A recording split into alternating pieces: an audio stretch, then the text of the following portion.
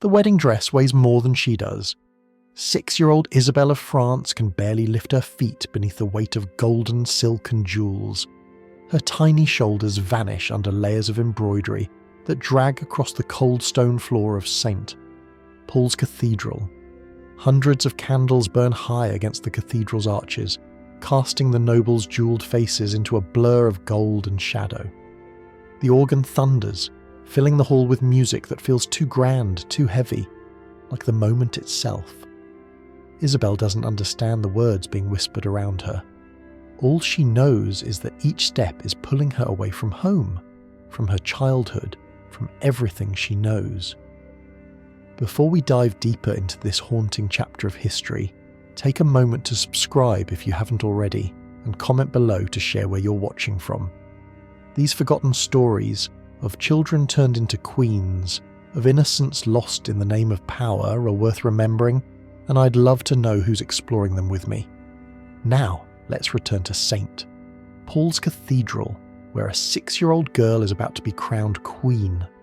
Ahead, waiting at the altar, stands a man almost 5 times her age, King Richard II of England, 29 years old. His crown glitters like fire in the candlelight, and his robes gleam with gold thread, but his expression is unreadable. To him, this isn't a wedding, it's a treaty, a political transaction disguised as holy vows. Isabel's small fingers clutch the heavy folds of her dress, as though she might be able to hold herself up under all this weight.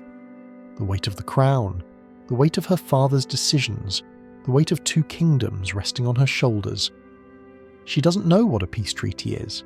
She doesn't understand the war that stretches across France's fields. She doesn't know why her father, King Charles VI of France, called Charles the Mad by many, decided that sending his youngest daughter to England would mean peace. She only knows that she was told to walk, told to bow, told to stand silent. The rushes scattered across the cathedral floor crackle beneath her steps. The crowd watches as if she were an object, a jewel, a trophy, a symbol. No one sees the child behind the gown. Richard II's presence towers over her. His gloved hand rests on his sword, his face impassive. Not once does he lean down to offer a reassuring smile. He looks at her as a king looks at an alliance, not as a man looks at a frightened girl. The Archbishop begins the vows, his voice rolling like thunder across the cathedral. Isabel doesn't understand his words, only hearing peace and unity repeated. The crown is lowered onto her head, far too big, and for a moment her knees almost buckle. The metal presses into her scalp, heavier than she thought possible. The vows are spoken for her. Richard's hand covers hers, cold, firm, unyielding. The crowd erupts with cheers, bells ring high above them. The treaty is sealed. But Isabel does not smile. She stares down at the stone floor, her lips trembling. History will remember her crown, but not the fear burning beneath it. The crown still presses against her skull hours after the ceremony. It's too big, sliding slightly when she moves, the metal biting into her scalp. 6-year-old Isabel doesn't dare touch it. The maids told her she must not remove it, not even for a moment. A queen does not fidget. A queen does not cry. But she is not a queen. She's a child who still plays with dolls, a little girl who has never seen the sea or tasted wine, now forced to stand beside men twice her father's age while they toast her marriage with laughter and ale. At the royal banquet, the hall glitters with gold and silver. Musicians play lutes and harps, their notes sharp against the chatter of English nobles who have come to feast on this alliance.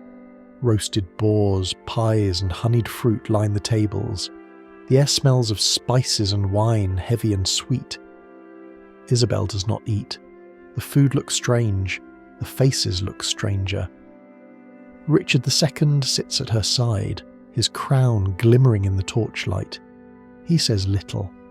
When he speaks, his voice is deep and slow, like a man issuing orders to soldiers rather than words to a bride. She cannot understand everything. The English tongue is thick and foreign, but she knows enough to hear her name, and the way the nobles laugh when it's spoken. Her father is not here to shield her. King Charles VI, her father, stayed in France, perhaps because his mind is not steady enough to travel. They whisper about him, calling him Charles the Mad. Isabel doesn't understand what mad means, only that sometimes her father stares at her and doesn't seem to know her name. It was her mother, Isabeau of Bavaria, who told her she must be brave, that this marriage would protect France from war. "Do not cry," her mother whispered that morning, tightening the veil around her face. "If you cry, they will think you are weak, and a queen must never be weak." But Isabel is weak. She is 6. She wants her mother, her toys, her familiar room in Paris where the curtains smell of lavender. Instead, she's in a foreign court, sitting on a high-backed chair that feels like a throne of thorns. The English courtiers look at her as though she's both precious and meaningless, a jewel to display, a pawn on a board. Some smile too widely, others whisper behind their goblets. None of them see her as a child. As the feast continues, a bishop steps forward to bless the marriage again. He speaks of peace, of God's will, of the bond between nations. Isabel's small hands fold in her lap. She does not know what war is, only that the grown-ups seem to fear it more than they fear her sadness. The crown slips forward, and one of the maids rushes to adjust it. The weight is unbearable, but she does not complain. A queen must not. A queen must endure. Later, when the hall grows quiet and the nobles leave, Isabel is led to a room filled with silks and strange English perfumes. Her maid, a girl barely older than 12, helps her undress, Leia by. Leia, until she stands in a plain shift, no longer a queen but just a child again. She asks in a trembling whisper when she can go home. The maid doesn't answer. She just ties the gown for the next day, heavier than the one before, and says softly, "Queens don't go home, my lady. Queens stay." He was her husband, but she called him Your Majesty. Richard II of England was a man of 29, a king with a polished crown and a fragile throne. To his court he was a ruler to be feared. To France, he was the man who would bring an uneasy peace. To Isabel, a 6-year-old child, he was a stranger with a face carved from stone. Richard never raised his voice at her. He never struck her, never humiliated her, never forced her to fulfill the duties of a wife. But kindness was not the same as warmth. When he looked at her, his gaze was distant, like a man studying an artifact. To him, Isabel was a tool, a living contract between two kingdoms. At meals, she sat beside him on the royal dais. Her legs dangled from the heavy chair as the nobles feasted and laughed. She had no appetite. The plates were stacked with roasted meats and pies stuffed with spices she didn't recognize. Richard ate in silence, occasionally speaking to his advisors. He rarely spoke to her. When he did, his tone was formal, rehearsed, as though he were speaking to a foreign ambassador rather than his young bride. In private, Isabel was confused by this man who was both her king and her husband. He was twice her mother's age, with dark, curling hair and a sharp gaze that made the servants bow their heads. He carried himself with a solemn dignity, dressed always in heavy robes embroidered with gold thread, a constant reminder of his rank and the burden of kingship. Richard did not understand children. He had never wanted to marry again after the death of his first wife, Anne of Bohemia, a queen beloved for her gentleness and beauty. Her death left him broken, and the marriage to Isabel was meant to heal not his heart but his politics. She was never meant to be a companion. She was meant to be a symbol. Yet, there were moments when he softened. On some mornings, when the hall was empty and the torches burned low, Richard would watch Isabel playing with a silk ribbon or a carved wooden toy given by her maid. He would sit quietly, almost as if remembering something, or someone, from a time before the crown weighed so heavily on his head. But those moments were rare. To the English court, Isabel's role was ceremonial. She was expected to walk beside the king, attend feasts and appear serene during public events. The women of the court taught her how to carry herself like a queen, how to hold her hands, how to smile without showing fear. None of them asked her if she was lonely. She was always lonely. At night, Isabel would sit by the window of her chamber, staring out at the English skies, which were greyer than the blue she remembered in France. She would whisper to the stars, asking when she could go home, asking if her mother missed her. The only answer was silence and the distant tolling of church bells. Richard visited her rarely in private. When he did, he was polite, but distant. He spoke of politics, of France, of peace treaties, words she did not understand. Sometimes he would place a hand on her shoulder, not roughly, but with the weight of duty rather than affection. To him, she was not a child to comfort. She was England's future. The feast was supposed to be a celebration. The long tables were dressed with silver goblets and platters stacked high with roasted pheasants, honey-glazed fruits, and steaming pies rich with spices brought from far-off lands. Musicians played their lutes in the corners of the hall, and courtiers laughed so loudly it echoed off the high, vaulted ceilings. But to Isabel, the noise felt like a storm crashing over her head. She sat beside Richard II, her small legs dangling from the heavy chair. The servants had placed a golden goblet in front of her, but the wine inside was dark and bitter, and she didn't dare touch it. Before her lay a plate of meat, thick slices of roasted boar. It was carved with such precision that the nobles praised the cooks, but Isabel felt her stomach tighten. She was used to warm milk and soft bread. These flavours were strange, heavy, too much for her small body. Richard spoke to his advisers more than he did to her. At times he leaned back, observing the lords and ladies of the court, his face unreadable. He didn't smile at the music or the dancers twirling in silk around the hall. Isabel wondered if he ever smiled at all. The women of the court watched her like hawks, whispering behind their jewelled fans.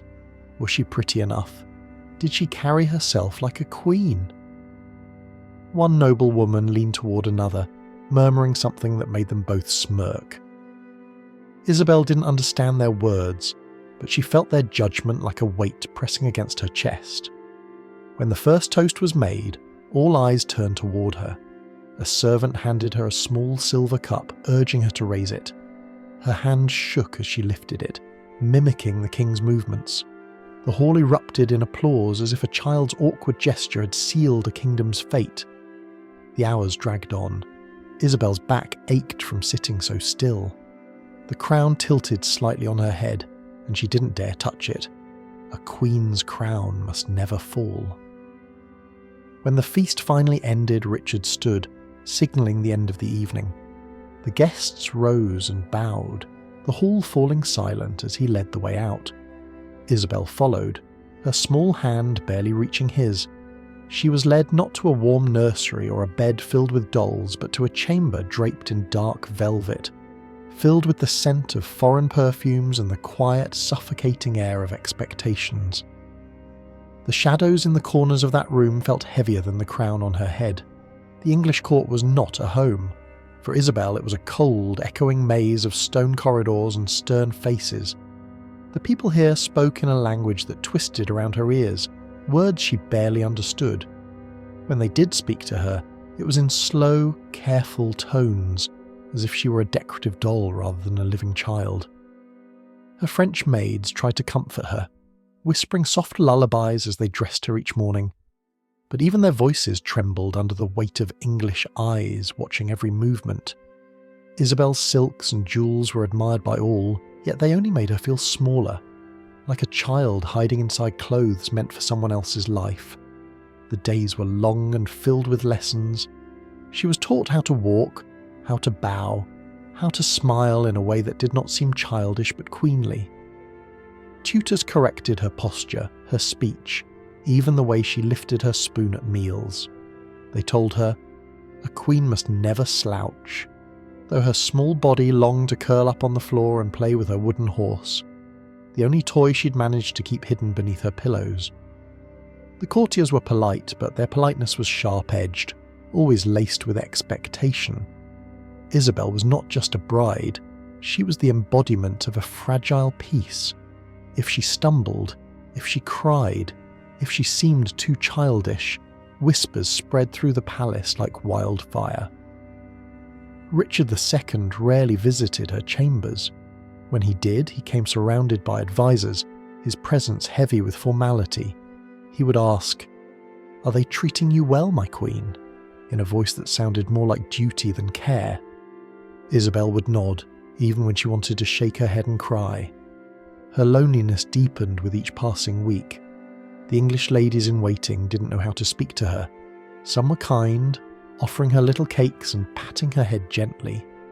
Others were cold, seeing her only as the French girl, a pawn in the game of politics that stretched between their kingdom and hers. At night, Isabel would stare at the ceiling beams, carved with patterns of lions and roses. She wondered if her mother thought of her, if her father remembered her face during his long bouts of madness. The silence of the castle at night was different from Paris. No familiar bells, no comforting voices. Only the wind moaning through the towers and the sound of guards' boots on stone. She found a small friend in one of the younger maids, a girl named Marie, barely 12 years old. Marie would sneak into her chamber at night, bringing bits of bread or a ribbon braided with bright threads. She would whisper stories of home in their shared French tongue.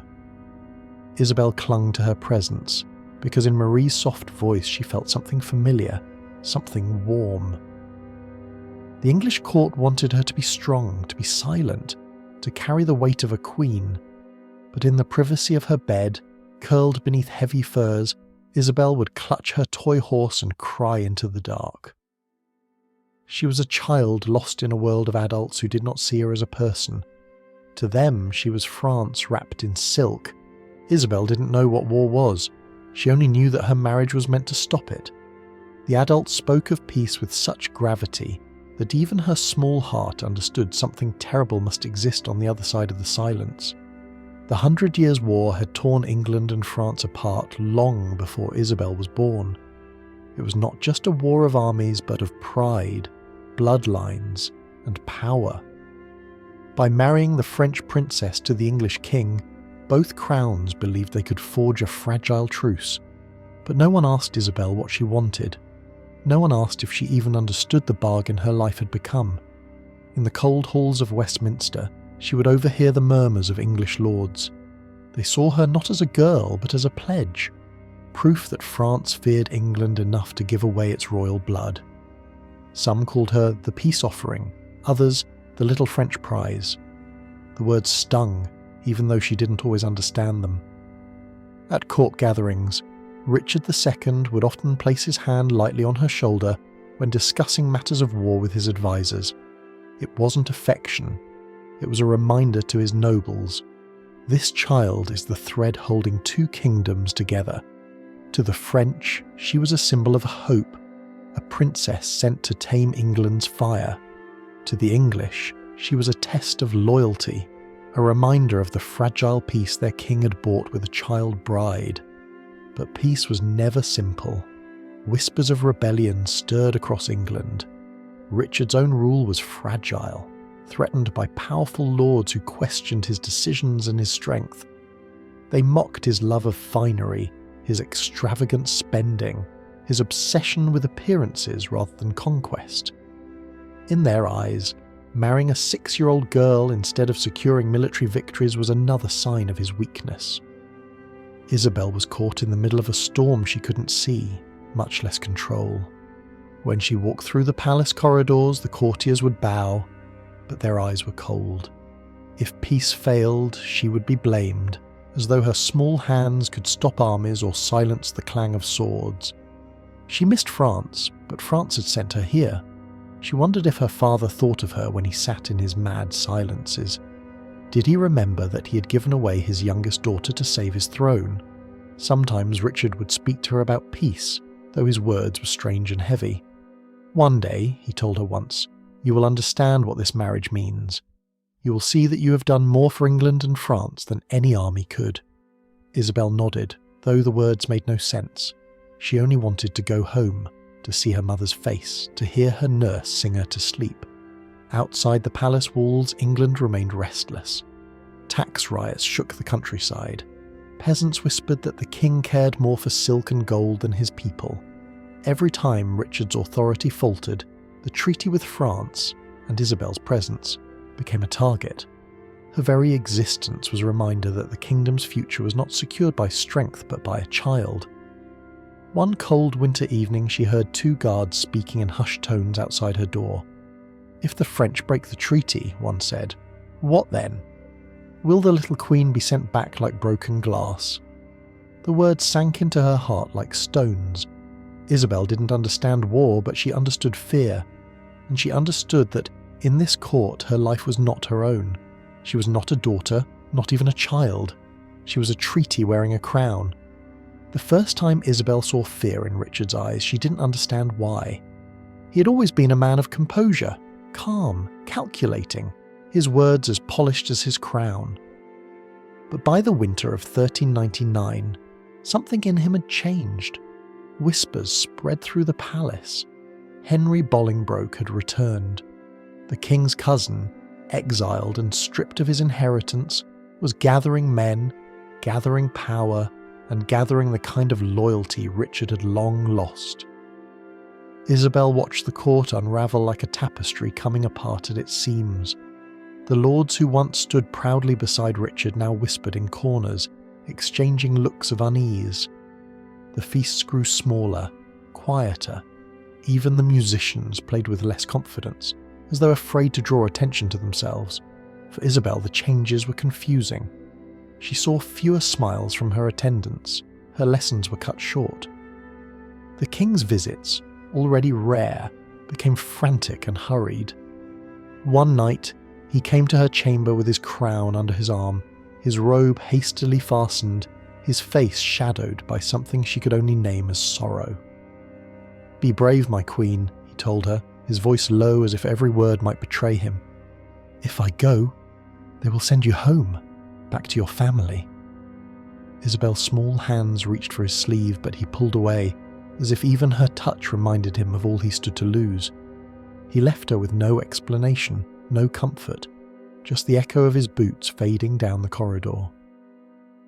The days that followed were filled with tension. Henry Bolingbroke's forces advanced with alarming speed. Towns opened their gates to him without resistance. The people saw Henry as a saviour, a man who would restore order and strength to the throne. Richard, on the other hand, was seen as weak, a king more interested in luxury and ceremony than the grit of rule. Then came the moment no one had dared to imagine. Richard II was captured. The news reached Isabel in the form of silence. No one told her directly. Instead, she noticed that Richard's banners were taken down. The royal seal was removed from the dining hall. Servants avoided her eyes, bowing lower than usual, their fear palpable. When she finally heard the truth, whispered by Marie, her young maid, she didn't know how to react. The man who had been her husband, her king, her constant presence in this strange land was no longer a king at all. They said Henry had imprisoned him. They said Richard's crown was now Henry's. Isabel's world, already fragile, crumbled. She was too young to understand the politics, but she understood abandonment. Richard was gone. The lords who had once bowed to her now looked at her differently, not with reverence, but with calculation. She was no longer the Queen of England. She was a bargaining chip, a little girl trapped in a country that had no reason to keep her. The English court grew colder with Richard's fall. No more grand feasts, no more music. The corridors felt like tombs, the walls heavy with the weight of change. Isabel clung to Marie, the only familiar face left who dared to comfort her. And then came the cruelest blow. News of Richard's death. Some said he starved in prison. Others whispered he was murdered. Isabel didn't know which to believe, but she felt the loss like a stone in her chest. The man she had once called king, the man who had told her to be brave, was gone. The war between crowns was over. But Isabel's captivity had just begun. The palace was quieter now. The songs, the feasts, the laughter of courtiers, all gone.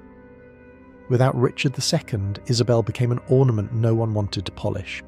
She was no longer a queen, just a little French girl stranded in a country that no longer had use for her.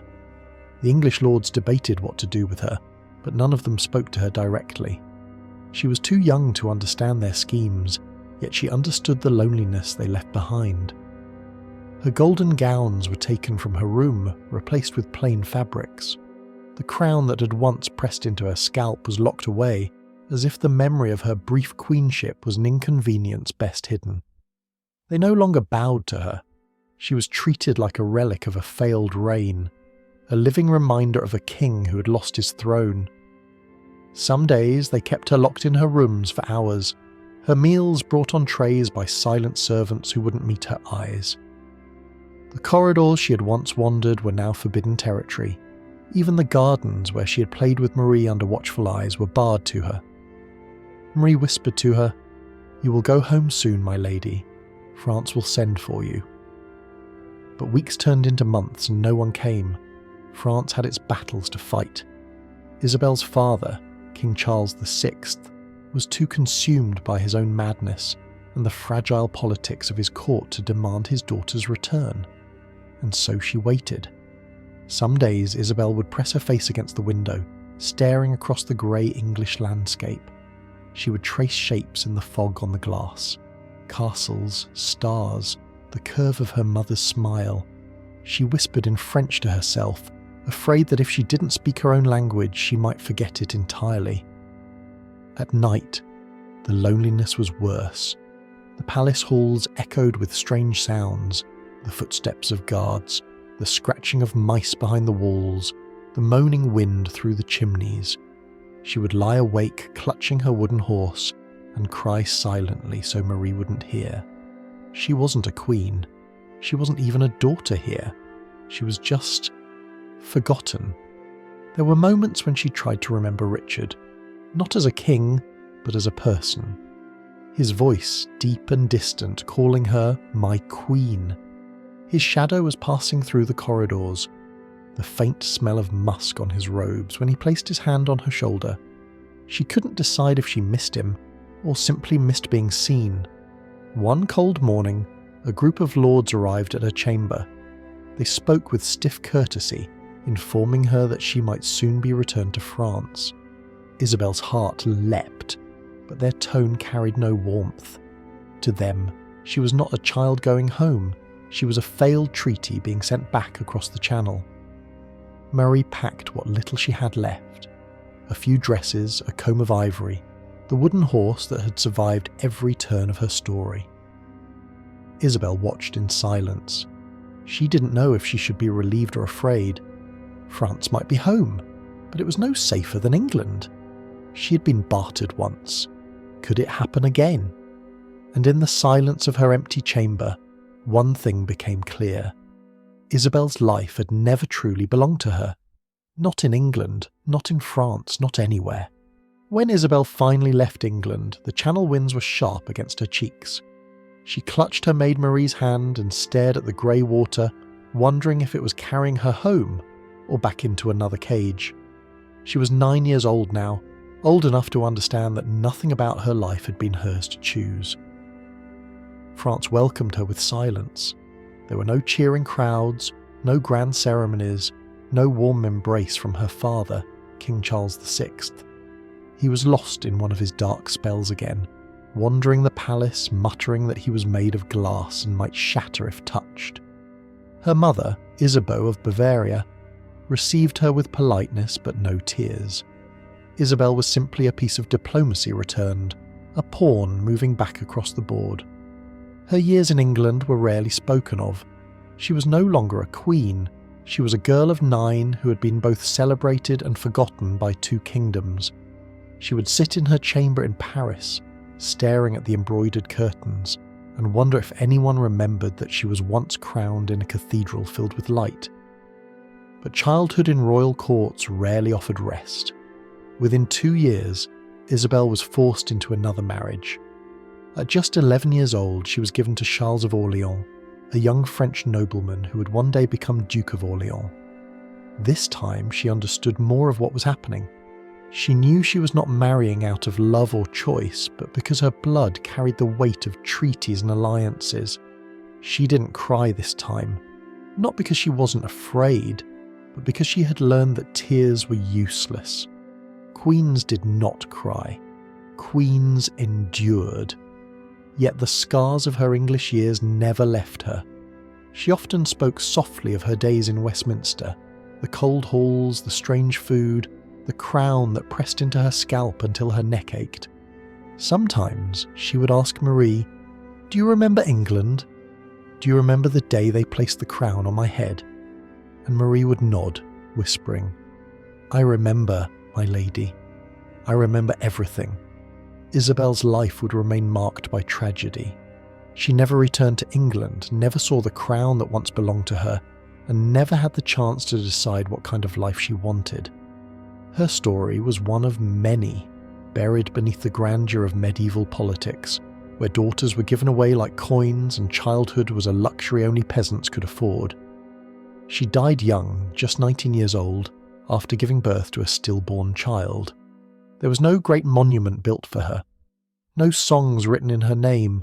History remembered her only as a footnote, the little French girl who became a queen for 3 short years and then vanished from the pages of power. But if you stand in the halls of Westminster today and listen closely, you might still hear the echo of a small voice, a child forced into a role too heavy for her shoulders. A queen who never asked for her crown, who never chose her throne, but who carried both with a quiet, heartbreaking grace. Her name deserves to be remembered not for her crown, but for the childhood stolen from her,